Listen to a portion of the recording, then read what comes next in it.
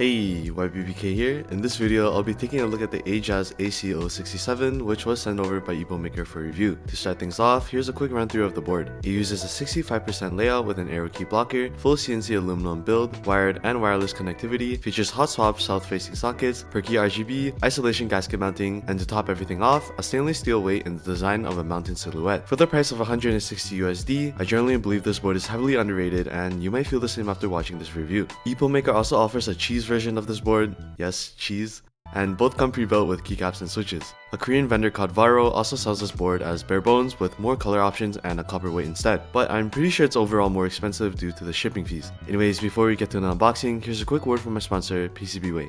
PCBWay is your one-stop shop for all DIY tech projects. They offer advanced PCB prototyping, manufacturing, assembling, and populating. They also have CNC machining, 3D printing, sheet metal fabrication, and injection molding. Under each of these services are many sub-options, allowing you to tailor requirements to your needs. An example would be the variety of materials, finishes, and level of precision offered for CNC machining. Their website and ordering process is user-friendly, and their prices are very competitive. If you're interested to learn more, the link to the website will be in the description.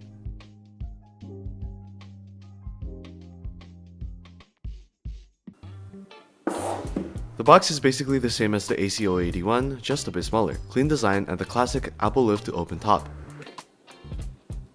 Under a sheet of paper, you're immediately greeted by the keyboard. Below is the user's manual highlighting the basic functions and shortcuts. And finally, a box of accessories including a braided USB-C cable, wireless dongle, 2-in-1 keycap switch puller, and an Allen key for the case screws.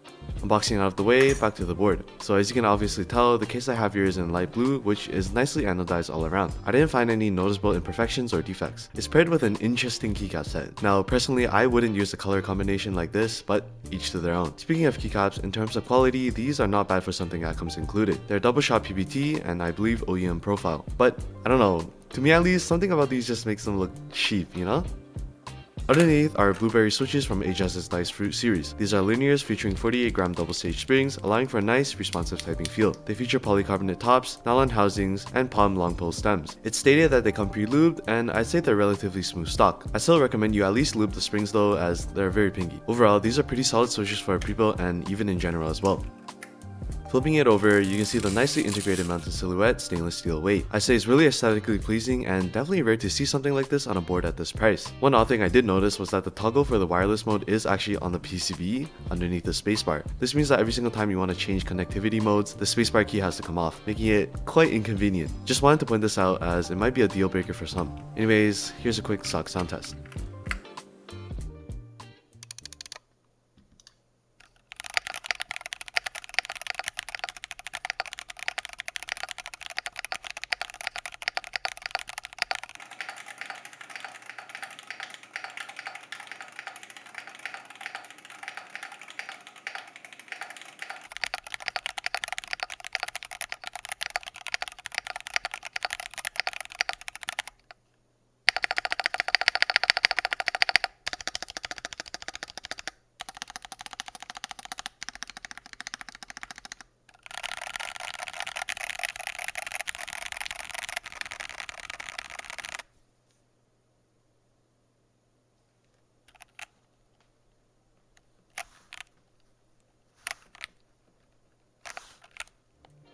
The stock sound isn't bad at all and does have that familiar high-pitched tone from gasket mounted boards. It does sound slightly hollow and pinky though, but the Forcepick mod should be able to fix that. The only complaint I really have with it is how bad the stabilizers sound. I'd highly recommend you mod or replace them. Removing the 8 bottom screws allows the board to come apart and allows for a closer look at the top case. You can see how even in the inner areas there are no noticeable machining marks or defects. Disconnecting the JST and battery cable, the PCB assembly comes free. I'll get back to this in a bit. Underneath is a layer of EVA case foam, which honestly I don't think it does anything other than reduce flex. It's just so airy and light. I do believe the Referral version has porum foam instead, which is much more useful in terms of eliminating hollowness. With that removed, here's the bottom case. The 2000 mAh battery is seated in the middle. There is no official battery life provided, however I've been typing on this keyboard for a week now and I haven't needed to charge it once. The bottom case is fully CNC aluminum and like the top case, there are no blemishes. The pre-installed gasket strips are actually quite dense and plush, so I won't be replacing them. Removing the switches and 6 more screws, the PCB assembly comes free. A closer look at the aluminum plate, you can see the various flex cuts throughout, allowing for less of a stiff feel. The stock stabilizers are the usual pre-built plate mounted ones, and as you heard from the previous sound test, they aren't the best. With modding, I'm sure they sound fine, but if you have the budget, replacing them is my recommendation. Anyways, underneath is EVA plate foam, which once again, like the case foam, I doubt does anything. The PCB in this board features south-facing sockets, meaning no worries about cherry profile interference. The sockets themselves are from Kel and support up to 5-pin switches. Along with that is perky RGB reprogrammable via shortcuts or software. On the note of software, there is no QMK via support, only Ajazz's proprietary app. Another thing this PCB does not support is screw-in stabilizers. To me, it's not too big of a deal as I honestly find plate-mounted stabilizers not bad at all, but some people do prefer screw-in ones more, and having the cutouts would have been nice. For this video, I'll be building it with no foams paired with some Ajazz Dice Fruit Peach switches. These are linears with 50-gram extended springs, full polycarbonate housings, and palm long stems. They have been looped with 205 grade 0 and 105 grade 0 in springs. With those installed, I switch out the stock stabilizers with Everglide V3 Pandas. These have been tuned off camera with 205 grade 0 in housings and dielectric grease on balanced wires. I then apply the force brake mod, which should eliminate most of the hollowness and ping.